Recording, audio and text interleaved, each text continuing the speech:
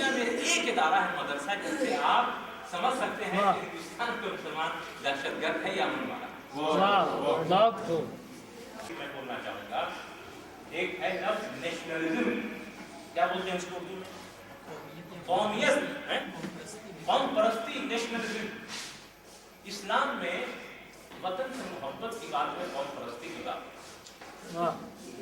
Nationalism جو ہے یہ چھوٹے ملک کے لیے ہوتا ہے، جیسے پولینڈ ہے، ہنگری ہے، چیک ہے، رومانیہ ہے، بلغاریہ ہے، چھوٹا چھوٹا ملک، پولینڈ، کولونیا. لیکن جو بڑا ملک ہے، اگر ہندوستان ہے جس میں اگر نیشنلزم کی بات کریں قومیت کی، تو کس کی قومیت؟ ہندو قومیت، مسلم قومیت، سکھ قومیت، کرسچن قومیت، کس قومیت ہے؟ ہندوستان میں جو ضرورت ہے وہ یہ ہے وطن سے محبت، اور اس کا اسلام میں پورا کا پورا زمین اس کے لیے بنی ہوئی اسلام میں کہ آپ اس ملک میں ہیں، جہاں کھاتے ہیں، جہاں پہ امن سے ہے، اس کے لیے محبت کیجیے، اس کے لیے دعا کیجیے. اس کی پوجا نہیں کی، پوجا ہمارے بھائی کرتے ہیں، لیکن وطن سے محبت ہمارے لیے ہے. اس لیے کہ ایک آپ کو یاد ہوگا کہ حضور پاک صلی اللہ علیہ وسلم کے زمانے میں جب کچھ صحابہ نے ہجرت کیا تھا، مائگریٹ کیا تھا ایتھوپیا کے لیے، نجاشی بادشاہ کے پاس. نجاشی بادشاہ کون تھا؟ عیسائی تھا. بھائی جب ان کو جان کا خطرہ ہوا مدینے میں یا مکے میں ہاں میں لیکن تھوڑا بہت جو میں نے پڑھا اس پہ، تو وہ لوگ ہجرت کر گئے. کہاں؟ نجاش، وہ ایتھوپیا. تو ایتھوپیا پہ جب گئے وہ، تو ایتھوپیا کے بادشاہ پہ کہیں سے کچھ حملہ ہونے والے تھے.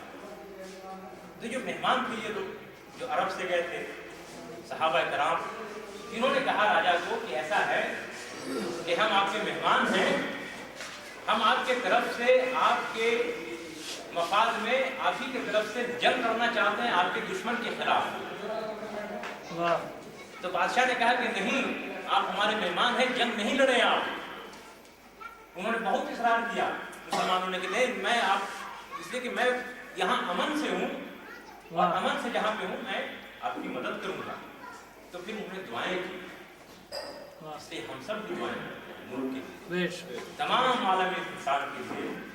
اور اس لیے ہندوستان کا یہ فخر ہے، ہندوستان کی ایک قسمتی ہے، ایک بھوشیہ ہے، ایک اچھی بات ہے کہ مسلمان اس ملک میں ہے، مساجد اس ملک میں ہے، مدرسہ اس ملک میں ہے، جہاں سے ہر روز نہ صرف مسلمانوں کے لیے بلکہ تمام انسانیت کے لیے دعا کی جاتی ہے. تعلیم میں ترقی اور یکسانیت میں ترقی، ایکولیٹی آ گئی، ڈیموکریسی آ گئی، جسٹس آ گیا، ہیومن رائٹس آ گیا. ہندوستان میں بہت سارے پروفیسر نے ابھی تک اس کو دیکھا نہیں. اس میں 187 ملین کا مطلب ہوا 19 کروڑ لوگ 100 سال کے اندر 19 کروڑ مارے گئے. یہ ایک رف اسٹیمیٹ ہے. اور دوسری طرف کیا آتا ہے؟ Human rights. ہیومن رائٹس بڑا فروغ مل رہا ہے.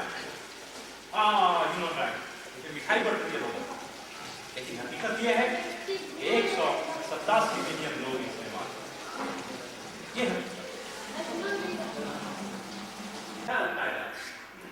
محمود ممدانی ہے، فرانسیسی آتھر ہے، فرانس کے ہیں، نام ہے مسلمان کا، لیکن افریقہ کے ہیں. محمود ممدانی شاید ان کے اما ابا یہاں سے ہوں گے، لیکن یہاں کے نہیں. انہوں نے کتاب لکھا ہے اچھے مسلمان برے مسلمان. 2 سال پہلے اب تو یہ ہوتا ہے کہ آپ دیکھتے ہیں کہ ٹی وی پہ اسامہ بن لادن کا کچھ فوٹو جو آ رہا ہے، اس کا فوٹو نہیں، وہ کمپیوٹر سے بنایا گیا. جو آپ کے سامنے ایسا لگتا ہے گورنمنٹ نے ایک آفر دی کہ آپ اگر کچھ اپنے جنتا کو کرنا چاہیں تو آپ ہم ویڈیو کرا سکتے ہیں، جیسے ان کے پاس ویڈیو. میں اس کو عراقی ٹی وی پہ دکھا دوں.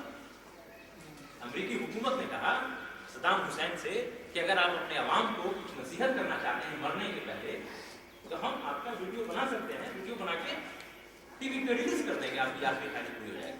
صدام حسین نے کہا کہ نہیں، میں لکھ کے دوں. اس لیے کہ لکھ کے دینے میں آپ اس کو نہیں چینج کر سکتے، لیکن اگر ہم نے ٹی وی پہ دے دیا تو آج کل ایسی ٹیکنالوجی ہے کہ اس کو چینج کر دے گا، بنا دے گا. لگ رہا ہے کہ صدام حسین بولنے لیکن کچھ اور بنا دے گا. تو آپ یہ دیکھیں گے کہ القاعدہ جو تھا وہ افغانستان میں تھا، افغانستان پہ حملہ کیے 4-5 سال ہو گیا، اب کہاں گیا القاعدہ بھائی؟ اب کہاں گیا؟ عراق میں چلا گیا۔ عراق میں پہلے نہیں تھا، اب عراق میں چلا گیا، عراق میں اب کہاں گیا؟ اب ہندوستان آ رہا ہے۔ آپ نے دیکھا ہوگا نیوز پیپر میں کہ القاعدہ کا جو ہیڈ کوارٹر ہے وہ جموں میں اب بن رہا ہے، کشمیر میں۔ دیکھا نہیں پیپر میں؟ آپ میں غور کرتا ہوں ان چیزوں، یہ دھیرے دھیرے لوگوں کے ذہن میں لایا جا رہا ہے کہ آپ اس بات کو سوچیے کہ آپ بدماش ہیں، آپ گڑبڑ ہیں۔ اب آپ دیکھیے کہ کشمیر کا مسئلہ اب وہ نہیں ہے جو پہلے تھا۔ 1990، 91، 92، 93، 94 میں کشمیر کا مسئلہ بڑے اس پہ تھا، عروج پہ تھا، مطلب بڑی تشدد، لوگ مارے جا رہے تھے، اب بہت کم ہو گیا۔ تو اگر القاعدہ ہوتا بھی تو اس وقت ہوتا، ایک عام بات ہے۔ اب جب القاعدہ پہ حملہ ہو گیا، لوگ بھاگ گئے اور یہ ختم ہو گیا، وہ تب القاعدہ یہاں۔ تو یہ جو ہے انسانی نفسیات سے آج کل ٹوٹل جو کام چل رہا ہے ٹی وی پہ، اخباروں میں، کتابوں میں، چھوٹی چھوٹے پرچوں میں، وہ یہ ہے کہ کسی نہ کسی طریقے سے مسلمان اس بات کو مان لے کہ وہ اب ان کے پاس کوئی چیز نہیں ہے سوائے دہشت گردی۔ یہ اس بات کو مان لی، یہ چیز ان کے ذہن میں بیٹھایا جا رہا ہے کہ تم اس بات کو مانو۔ جیسے صبح اٹھ کے کوئی ماں اپنے بچے کو بولے کہ بھائی بڑا بدماش بچہ ہے، اگر 100 دن ماں بولتی ہے تو بچہ کہے بھائی اپنا بدماش نہیں، بدماشی کرو۔ یہ نفسانی جہاد چل رہا ہے مسلمانوں کے خلاف، اور اس موقع پہ پھر مدرسے کا جو رول ہے، جو کردار اتنا اہم ہے آپ لوگوں کو، مجھے یہ لگتا ہے کہ پورے ملک میں نہیں بلکہ پوری دنیا میں ہندوستان کے مدارس ایک ایسے شعلے اور چراغ کی طرح نمایاں ہوں گے جن سے بہت ساری تاریخیاں انشاءاللہ نفاذ کی بجائے اپنے اصول و ضوابط کو مصلحت وقت کا تقاضا سمجھتے ہیں، اور روحانی قوت کے میدان میں بھی کچھ تو خالص صحیح صوفیاء کرام تھے، اور کچھ وہ لوگ تھے جو صوفیاء کرام کے لبادے میں دنیا پرست لوگ، قاسم خان، تربیت خان، خانِ جہاں لودھی، سکندر لودھی، حیات خان اور دریا خان، یہ بہت سارے نام ہیں جن سے وہ مراسلت کرتے تھے، ان کو اسلامی احکام کی نفاذ کی ترغیب دیتے تھے، دنیا ناپائیدار کی اہمیت ان کو سمجھاتے تھے، شریعت اسلامی کی حقانیت ان کو سمجھاتے تھے، اور اسی درمیان علمی رہنمائی کے ساتھ ساتھ ان کی تدبیر قلب کا بھی سامان فراہم کر دیا۔ آپ دیکھیے کسی بھی وزیر کو خط لکھتے ہیں کہ ان کو دنیا کے ساتھ ساتھ آخرت کی بھی یاد دلاتے ہیں، خوف خدا کی بھی یاد دلاتے ہیں۔ یہ ان کا ایک اصلاح کا ذریعہ تھا، چونکہ اس دور میں کہا جاتا تھا، آج بھی کہا جاتا ہے کہ الناس علی دین ملوکہم، کہ لوگ اپنے حکمرانوں کے طریقوں کی پیروی کرتے ہیں، اسی کے مطابق چلتے ہیں۔ تو جب حکمران طبقے سے تعلق رکھنے والے افراد ہی میں بگاڑ ہوگا یا فساد ہوگا تو پھر اصلاح کی توقع کن سے کی جا سکتی ہے؟ دیا ہے وہ اس لیے دیا کہ ان افراد کی اصلاح کر کے اسلام کی جو دفاعی قوت ہے اس کو سبحان اللہ۔ دوسری طرف فلسفہ، فقہ اور علم کلام کے سلسلے میں جن جو مکاتب ہیں، بے شمار ہمارے پاس ساری کتابیں ہیں، ان مکاتب کو آپ دیکھیے تو شیخ مجدد رحمۃ اللہ علیہ شریعت کے ظاہر اور باطن دونوں کو کے اجتماع کے قائل ہیں اور دعوت دیتے ہیں۔ یہ نہیں کہ آپ ظاہر میں کچھ اور کریں اور باطن میں کچھ اور نہ کریں۔ وہ یہ کہتے ہیں کہ اگر آپ نماز پڑھتے ہیں تو سجود، قیام، رکوع سے یہ تو پتہ چلتا ہے کہ آپ نماز پڑھتے ہیں، لیکن آپ کے دل سے بھی یہ معلوم ہونا چاہیے کہ آپ نماز پڑھتے ہیں۔ اسی کی وہ ہمیشہ اکثر مکاتب میں کسی کی کوشش کرتے ہوئے نظر آتے ہیں۔ اور تیسرا طبقہ صوفیاء کرام کا بھی ہے کہ اس سلسلے میں بھی انہوں نے صوفیاء کرام سے جتنے بھی بہت سی باتیں تھیں جو اس وقت اس دور میں لوگ سمجھنے والے تھے، یا بہت سے لوگ جو کلام کی شرح بات کرتے تھے، وہ یہ کہتے تھے کہ ان کا ایک مکتوب ہے، کتاب میں لکھا ہے کہ سلوک اور کشف کے سلسلے میں بھی بہت سی باتیں ہیں، اگر آپ کے سامنے وہ باتیں پیش کی جائیں تو آپ کے لیے سب سے پہلے 4 اصول ہیں، قرآن، حدیث، اور ان کے بعد اجماع اور قیاس۔ इन तीनों चीज़ों पर उनको आप तौल लें, अगर उनको सही उतरे तो आप उनको कबूल कीजिएगा, और अगर न उतरे तो कबूल मत कीजिएगा, चाहे वो कितने बड़े सूफी की बात क्यों हो। उन्होंने उस दौर में इंतजाम किया। अभी मौलाना साहब ने हल्का सा आपको इशारा करना था, शेख मीर के बारे में भी मैं प्राइवेट में किताब पढ़ रहा था, मेरे लोगों की तारीफ की है, उसमें जब उन्होंने शेख पौधे थे और इसकी तारीफ बड़ी कठिन और अहम है। कन्नौज संस्कृत लफ्ज कन्या पूजा से माखूज है, जिसके माने आते हैं पेंटेड बैग यानी कूड़ा आदमी। बड़ी खराब मीनिंग है, लेकिन आगे सही हुआ है। इसकी वजह तस्मिया ये है कि इस शहर को किसी नामी राजा ने बसाया। इसके 4 लड़के थे, उनमें से एक का नाम ईसा था। इस राजा की 100 लड़कियां थी। एक दिन राजा की ये लड़कियां बाग में टहल रही थी। दिन बाज़ार तारीख का आगाज उगता हाथ से होता है, जिसकी तस्दीक एक चीनी सयाह फी हाथ 1399 ईस्वी के इस बयान से होती है कि यहाँ की जमीन सरसब्ज़ व शादाब और खुशहाल है। गुप्ता आग के बाद यहाँ बुखारी नामी सल्तनत कायम, उसके बाद हिंदुओं की सल्तनत कायम होती रही, लेकिन मुसलमानों का तसल्लुत 1130 ईस्वी से यहाँ सुल्तान मोइनुद्दीन शाम के हमले से होता है।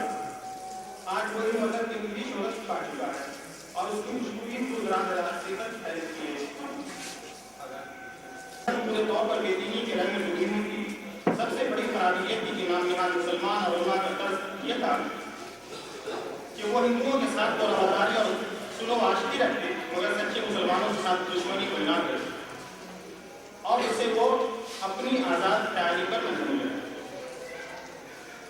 बुत परस्ती, शिर्क और बिदअत की रस्में इतनी बड़ी हुई थी कि उसका चलन मुसलमानों में भी आम हो चुका है। हर तरफ कोयलात की तारीकी फैली हुई थी। हिंदुस्तान के मुसलमान बड़े मुश्किलात में मुबतला थे। आगरा में बादशाह की इमाम पर शैतान पूरा नामी एक बस्ती का क़याम है, शैतान पूरा, जो पूरे तौर पर तवाइफों की आबादी पर मुश्तमिल थी। गालिबन तारीख में हमने पहली मरतबा तवाइफों को हुकूमत वक्त की तरफ से इलाहिया ऐसा करने की इजाज़त दी, जिसके मुज़िर असरात गिरदनवा के लोगों पर पड़ने लगी। हर तरफ इब्लीस की फौजें तैनात थी। शैतान की जिम्मेदारी आर्मी पूरी तरह निभा रहे थे और ऐसे लोगों को बादशाह की सरपरस्ती की थी। एक शख्स ने शैतान को देखा कि वो फारिग बैठा है और लोगों को बहकाने और बेरारवी के काम से मुतमईन है। उसने शैतान से पूछा कि इसके पीछे क्या है, तो शैतान ने जवाब दिया कि इस ज़माने के उलमा में इस वक्त मेरी बड़ी मदद की और मुझको इस मुहिम से दोष कर दिया। मकतूब नंबर 33 दफ्तर अव्वल इस्लाम।